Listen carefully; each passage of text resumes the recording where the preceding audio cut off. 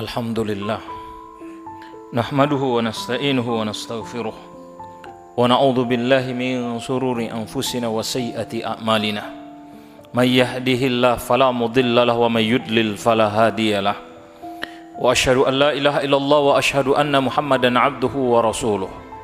Allahumma salli wa sallim wa barik ala nabiyyina Muhammad wa ala alihi wa ashabihi ajma'in. Qala Allah ta'ala fil Qur'anil Karim, ya ayyuhalladzina amanu taqullaha haqqa tuqatih wa la tamutunna illa wa antum muslimun. Ma'asyiral muslimin, jamaah salat Jumat rahimani wa rahimakumullah. Marilah kita semakin meningkatkan ketakwaan kepada Allah Subhanahu wa taala. Takwa dalam arti kita melaksanakan semua apa yang Allah Azza wa Jalla perintahkan dan menjauhkan diri kita dari semua larangannya. Al-Laits bin Sa'ad, beliau pernah menceritakan, seseorang pernah menulis kepada Abdullah bin Umar radhiyallahu anhumah. Kata beliau, "Uktub ilayya bil ilma kullah."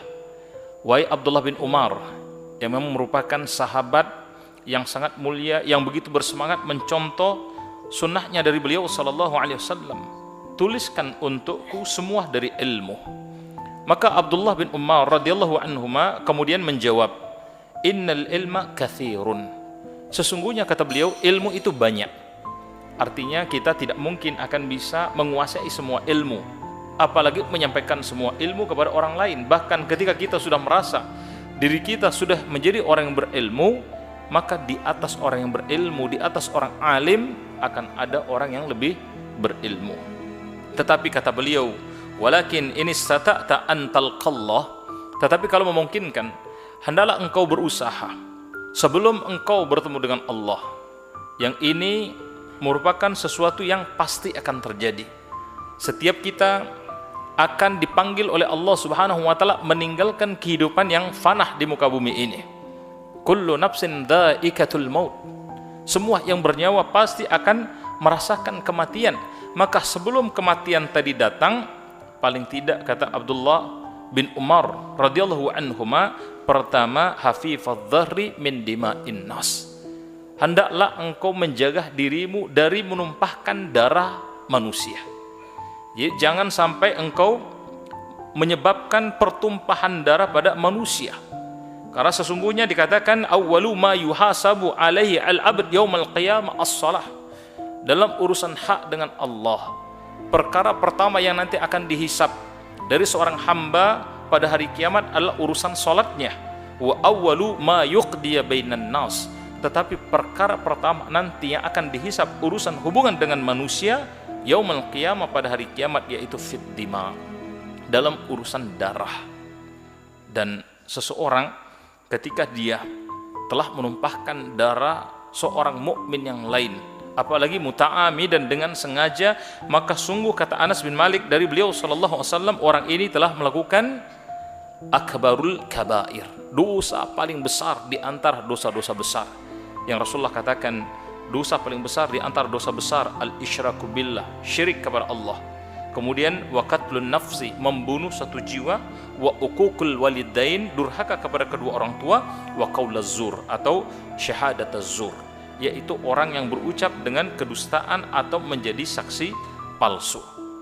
Dan orang yang seperti ini, wa may yaqtul mu'minan muta'amidan, siapa mereka yang membunuh seorang mukmin dengan sengaja, maka fajazauhu jahannam khalidan fiha, tempat mereka adalah di jahannam dan mereka akan kekal di dalamnya. Wa ghadiballahu alaih, Allah akan marah dengan mereka, Allah akan laknat mereka. Wa addalahu adzaban azimah, dan Allah akan siapkan untuk mereka azab yang pedih. Pernah suatu saat Sa'id bin Ainan, beliau menceritakan, aku pernah duduk bersama Abu Hurairah radhiyallahu anhu. Kemudian datang seseorang bertanya, fas'alhu an qatil, bertanya tentang orang yang telah membunuh. Hallahu minat taubah, apakah orang yang telah membunuh tadi itu punya pintu tobat? Maka dikatakan oleh Abu Hurairah, yang merupakan sahabat yang paling banyak meriwayatkan hadis, kata beliau, la walladzi la ilaha illa huwa, tidak, demi zat yang tidak ada Tuhan yang hak disembah kecuali Allah, la yadkhulul jannah, tidak mungkin akan masuk ke dalam surga, hatta yalijal jamal fi sammil khiyat, sampai nanti onta-onta itu akan masuk ke dalam lubang jarum. Ibnu Abidin beliau menceritakan maknanya, kata beliau bahwa sesungguhnya la takunu taubatal qatil, tidaklah taubatnya bagi mereka orang yang membunuh itu bil istighfar wan nidamah faqat, itu hanya dengan istighfar atau penyesalan saja. Tetapi di antara cara dia kemudian selain pintu tobat yang lain, cara-cara tobat yang lain, maka dia perlu mendapatkan keredaan dari ahli warisnya. Kalau ahli waris itu menuntut kisos, maka orang ini perlu dikisos. Tapi kalau kemudian mereka memaafkan, maka tentu itu yang lebih baik bagi mereka. Jadi pertama, jangan sampai kita menyebabkan pertumpahan darah bagi orang lain.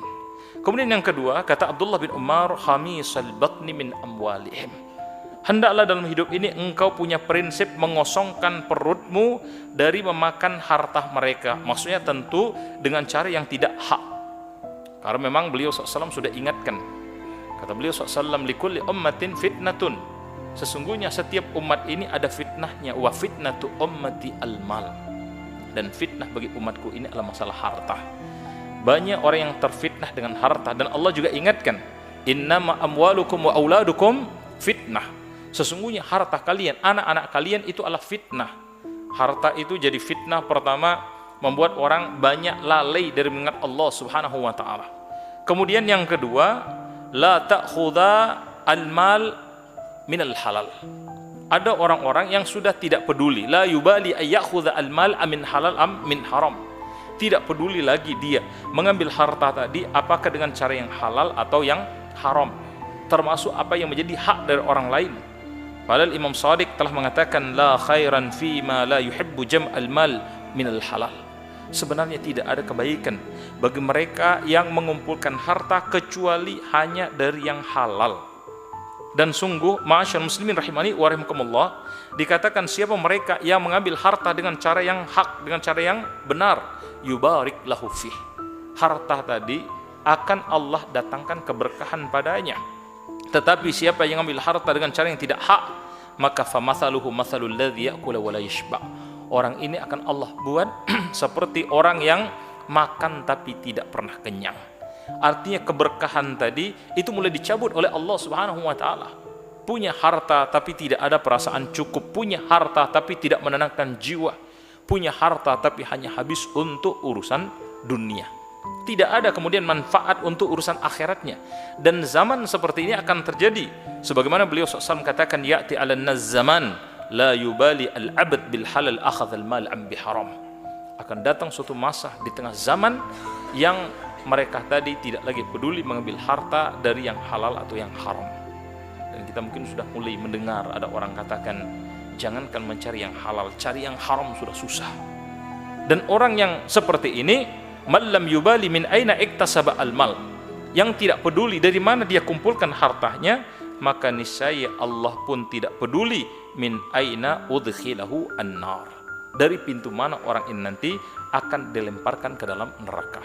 Sehingga harta tadi harus betul-betul kita yakinkan halal, dan jangan mengambil apa yang menjadi hak orang lain. Termasuk ma'asyarul muslimin rahimani wa rahimakumullah, mungkin kita misalnya mencari harta tidak lalai dari mengingat Allah, kita mencari harta dengan cara yang halal, pekerjaan yang baik, tetapi bisa jadi kita memakan apa yang menjadi hak orang lain ketika harta tadi sudah sampai nisab dan haul untuk zakat. Ternyata kita menjadi orang yang bakhil, padahal orang-orang beriman, wa mimma razaqnahum yunfikun, dan dari sebagian apa yang Allah rezekikan kepada mereka, maka mereka menginfakkan. Jadi kalau ada orang meskipun dia kerja dengan baik tadi, dia sudah sampai nisab dan haulnya, tapi harta tadi dia makan sendiri, berarti dia sudah memakan apa yang menjadi hak orang lain. Kemudian yang ketiga, ma'asyarul muslimin rahimani wa rahimakumullah, dikatakan oleh Abdullah bin Umar radhiyallahu anhuma, sesungguhnya kaffal lisan an a'radihim. Yang ketiga, selain jangan engkau membunuh, jangan engkau memakan harta mereka, maka jagalah lisan dari mengganggu kehormatan mereka. Dan Masya Allah, lisan ini oleh beliau SAW dimasukkan sebagai salah satu tanda keimanan.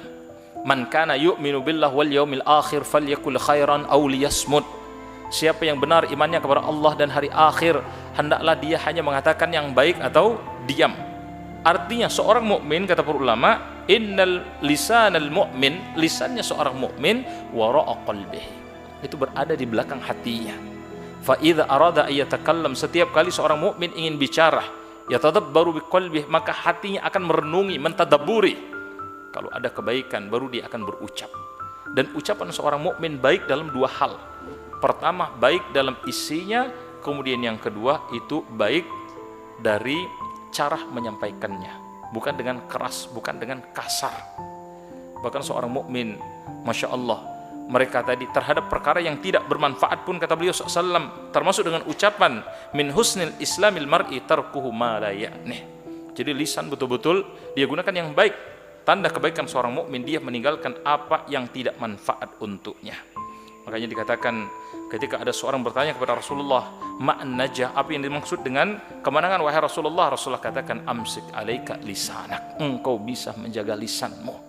Bahkan beliau SAW mengatakan, sesungguhnya akhwafu ma akhafu alaikum hadha fa'ahadha bil lisanih. Ya, beliau mengatakan perkara yang paling aku takutkan dari apa yang aku takutkan pada kalian ini, kata beliau. Dan kemudian beliau menunjuk ke arah lisannya.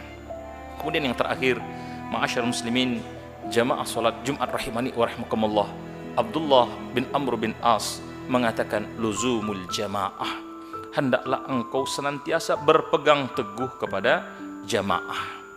Dan Allah Subhanahu wa taala telah berfirman, wa'tasimu bihablillahi jami'an wa la tafarraqu. Hendaklah kalian berpegang teguh semuanya pada buhulnya Allah, dan jangan kalian bercerai-berai, jangan kalian ya berselisih, jangan kalian ya berpisah, tafarruq. Dan ingat nikmat yang Allah Subhanahu wa taala telah berikan kepada kalian dikala kalian dulu bermusuh-musuhan, maka fa'allafa baina qulubikum, Allah telah lembutkan hati-hati kalian, fa asbahtum bi ni'matihi ikhwanah, dan Allah telah karuniakan kepada kalian itu nikmat persaudaraan. Maka ma'asyar muslimin, jamaah salat Jumat rahimani wa rahimakumullah, bagi kita, kata beliau SAW, alaikum bil jamaah, hendaklah pegang teguh jamaah, kebersamaan. Salat pun juga salat berjamaah. Maknanya apa? Hati kita harus terikat sesama kaum muslimin, sesama kaum mukminin. Jangan sampai kita dalam hidup tidak bisa membedakan antara khilafiyah dan iftiraqiyah. Khilafiyah artinya perbedaan dalam masalah fikih, yang itu memang sudah terjadi pada para ulama terdahulu. Sehingga apa? Selama ini urusan fikih dan kita sama dalam rukun iman dan rukun Islam, maka hakikatnya kita adalah bersaudara. Ya, wa iyyakum wal furqah, maka hati-hati kalian dengan perpecahan. Semoga yang kami sampaikan ada manfaatnya. Aqulu qauli hadza fastaghfiruhu innahu huwal ghafurur rahim.